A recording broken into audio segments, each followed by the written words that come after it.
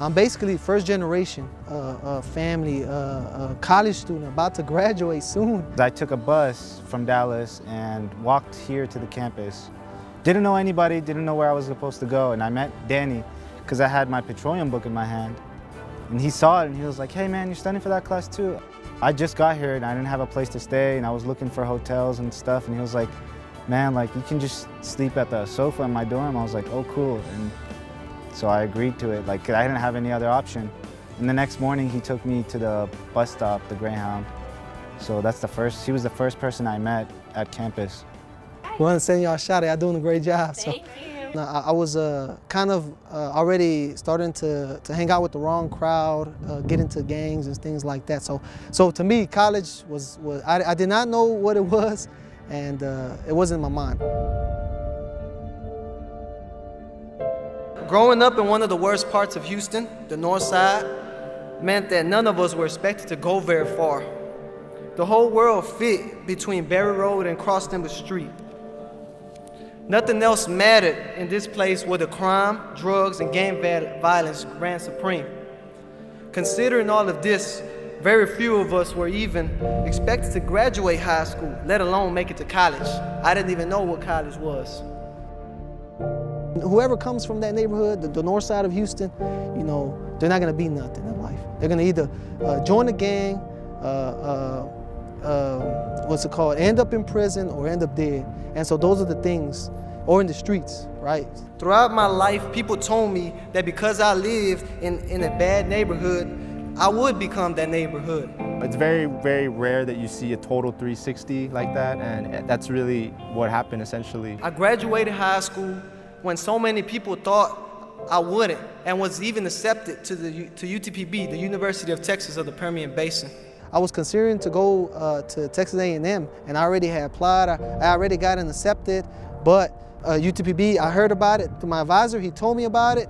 They gave us a tour and really took good care of us. They spoke about how they really help, about the Falcon promise, and how if your parents make under $60,000 that they will pay your 4 years of school. And I was like, man, like financially, I needed the help, you know. The opportunity to attend college is a blessing, but it's hard to imagine the challenges many first-generation students, college students like me face. My mom and sister decided to drive me to Odessa, Texas, a 9-hour trip. We did not realize what the trip would cost in gas money. I remember having to stay at a nearby hospital with my mom and sister for a night because we didn't have any money for the hotel. For 3 days I spent at the UTPB orientation. They spent the night sleeping in the car, parked close to my dorm room, just waiting until we could all leave and go back to Houston, drive back to Houston. You see, they didn't create the rules for college with students like me or us in mind.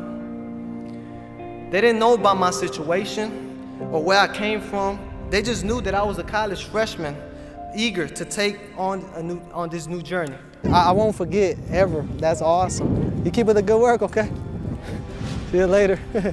Maybe they might not know your name, but at least they'll know your face and stuff. So that's the cool thing about UTB. So, working with him in Student Senate, working with him in International Student Days, other activities that I've been around him, he is the real deal. He's a magnificent young man. And when I came back during the semester, I seen him in all my classes, and it wasn't a surprise to me. Getting to know him, he would do that to no matter who it is.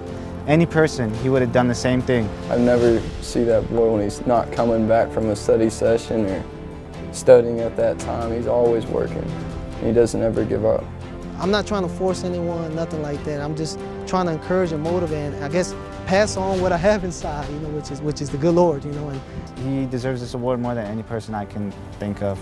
I don't think there's anyone more deserving than Danny is. Because of his heart, of his service, of his care for everyone around him. Being the example, overcoming that and showing that, you know, it's a huge honor for my parents, for my brothers and sister, and it's kind of like helping push them to want to even come back and go to college, and that's the plan, you know.